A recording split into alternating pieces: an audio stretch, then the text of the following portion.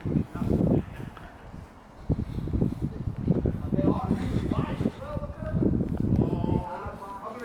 looking at it. It's not too funny actually, you know.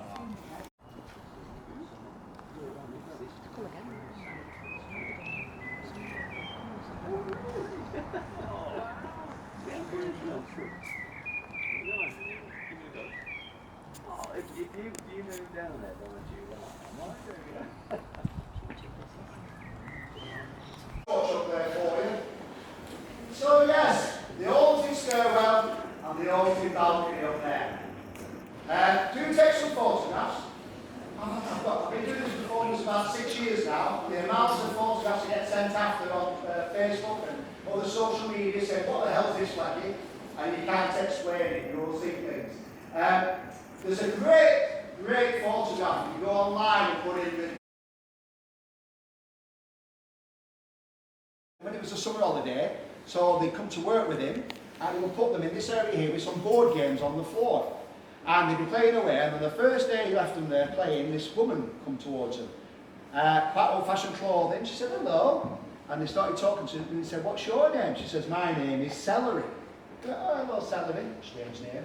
Celery. Anyway, they played with her, and just before the dad came back, she went away again. She just walked off. And this happened every single time they came here. Now, one of the young women, as she got older, she remembers this, that she was really sick, very, very ill with scarlet fever. She was at home in her own bed. And Mum and Dad said she nearly died, and she remembers Celery sat by her bed at home, holding her hand all the way through her illness. So every day she'd be here, she'd play with the kids, disappear. They did some research to find out if anybody called Celery ever died here. And obviously there wasn't, but they did find one woman called Cecily, and Cecily died here. So either they misheard her when she said her name, or she was making it fun for the children. So this area here is haunted by the ghost of Celery. So do take a photograph. We've got some weird stuff here as well. She used to watch from above what was going on in the bedroom. Well, there's names on telly in them days. Aspire all bits of it to a glory hole, but don't get them mixed up, or else she'll end up being cockeyed. So yeah, these dirty servants used to watch what was going on, because this was the marital bed of Sir John and Lady Radcliffe, and this room was made for their wedding night, and this bed was built for their wedding night. This is the oldest fully fitted bedroom in the north of England. So it dates back to 1360, this room. It's absolutely fantastic. But it is dominated by this bed. Let me tell you a story about this bed. It's got an amazing story. So basically the Radcliffe family became, they fell upon hard times, and they had to sell Ordsall Hall. And this bed went missing for 300 years. Nobody knew where it was. In the 1940s, just after the Second World War, there was an old man who lived in a place called Wallerange. Do you know Wallerange? Wallerange, yeah. He lived in Wallerange in a council property, no family. So when he died, the council went in to take all his belongings out. They went into a spare bedroom and found all this wood stacked up against a wall. Anyway, they thought, anyway, this farmer said, I'll have that wood, I could do it to build a fence with. So this farmer from Derbyshire bought the wood off the council, put it in a shed. And then an antique dealer was coming to price some stuff for this farmer, and he said, what's this? And he went into the shed and he noticed on the back of it there's these coat of arms. And he was shrewd, the antique dealer. He knew this was the Radcliffe's coat of arms, and this was the missing bed from Ordsall Hall. So he bought it off the farmer for a very cheap price, and then he had a professional restore it, exactly like it is now. And then he put it up for auction. Now, Ordsall Hall were desperate to win this bed, to go back into the room where it belonged. So they had a fundraising campaign. But unfortunately, they couldn't make enough money because it went for £65,000. So this bed was bought for £65,000 by an Arabian gentleman who bought it for his daughter as a princess bed, right? So Ordsall were devastated that they couldn't get the bed. So they pleaded with him and said, is there any way we could have it on loan and have it here? So it's been here for over 10 years now on loan, and the thing is, his daughter's now a fully grown woman. So she won't fit in it because it's only like 5 foot in length, the bed. So it's on permanent loan, we hope, and that's why it's here inside this marvellous room. So that's what a £65,000 bed looks like. In this room, there's lots of wood and lots of markings. They're called witch marks.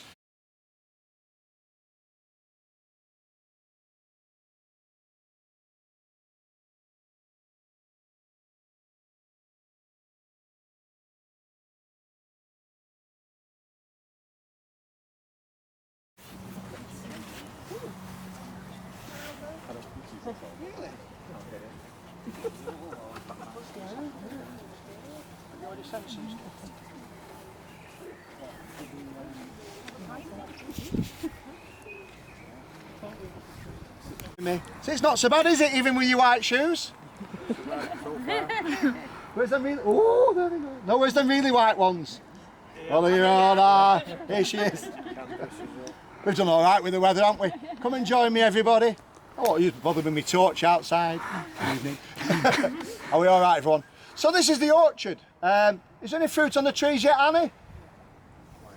Not quite, I don't think. But they pick the fruit off. They make all sorts of jams and stuff like that you can buy in the summer months. Pear trees and apple trees. I don't like pears. I don't know about you. I kind of like an apple. Does anybody here eat apples? This bit was the same pretty much.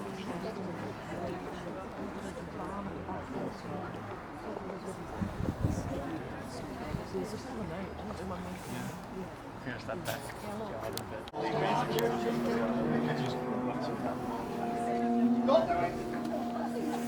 The eldest of them went. I think that's the place where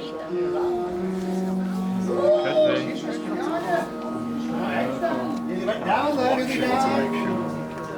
You can fill all the areas up. Fill this bit up here as well, right in front of me. Just stand across and you're okay. There you go, be careful now. Don't do it. What you sensing there? Push it on a look. Let people behind have a look down it. Servants used to live and their children. And they were the most superstitious out of all the classes of people were the servants. They really did think that when you were sleeping at night you were going to be attacked by devils and ghosts and demons and witches. There is, every single area of this has got witch marks on. You'll see carvings everywhere. You see on there, then scratch marks. Someone says like help there or something. Everywhere has got marks on. Right in the corners have got witch marks, carvings. They believe that the corners were the worst part because that's where evil spirits could lurk and get you in the night. So there's all these witch marks and all these beams everywhere in here. Experts have been up here and analysed them all and it's incredible. But I don't think it's worked very well because up here is supposed to be incredibly haunted. And I've got some proof for you in a few minutes to play for you. But so basically, as I said before, they've been doing paranormal investigations here for about 100 years, different groups. And they're never supposed to share their findings with other groups because if they did, it would influence their findings. But they always shared their findings with the management here, where they document it. And nearly every single group came out with the same stories, right up to the present day. In the corner where you can see a bit of sunlight coming through, right over there. And as I say, when you move around, I have to take some photographs. But over there, they said there's a horrible man stood, where that mannequin is. A horrible man stood there, dirty, scruffy, horrible man with long dark hair and a bald head. Seems to fit in with what Derek Okora said about this guy called John, who is supposed to have murdered the little boy in the well. And then they first of all hear a little girl crying up here.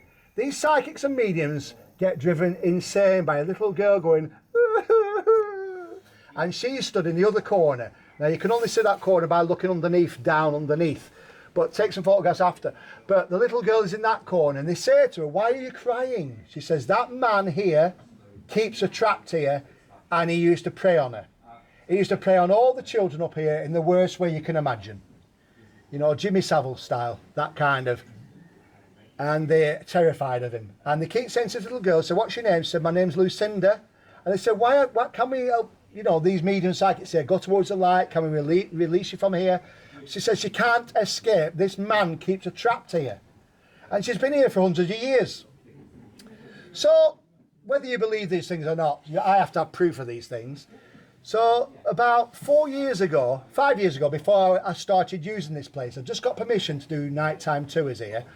And there's this company called the Mank, Manchester. They specialise in food. They're all over Facebook, you'll have seen them. It's like trying burgers. This burger joint's open, that burger joint's shut. That's all the content is usually. But they have a massive following. So they contacted me and said, Flecky, we want to do a paranormal podcast of Manchester. Would you like to present it for us? I thought, well, definitely they get like 100,000 hits in a minute. I said, yeah, too right. They said, is there any areas that you have permission to go into which we could go and do some recording for the podcast? I said, well, I've just got the use of Ordsall Hall.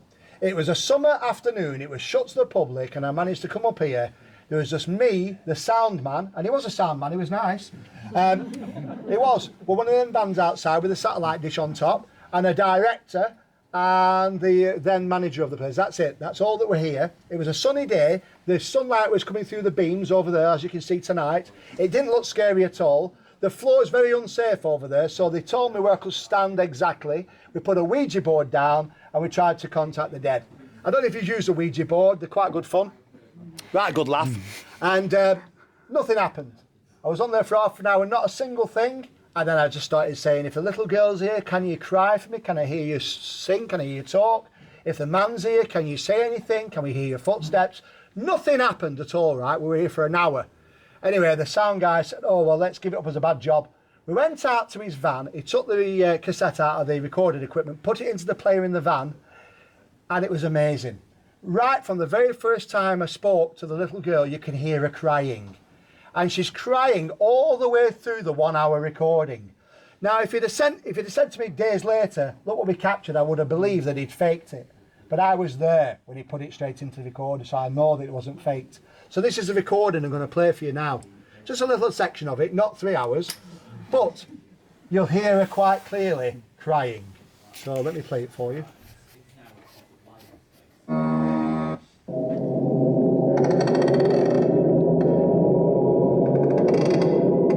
This is it now. If the little girl's there, can you make a noise?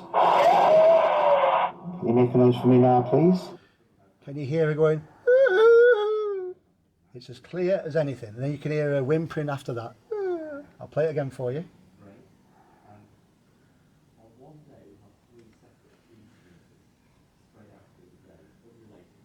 I'm trying. Just fill this area up along here, then I can swap you with next time. Anybody caught anything on camera, do you think? No. Check after, see what happens.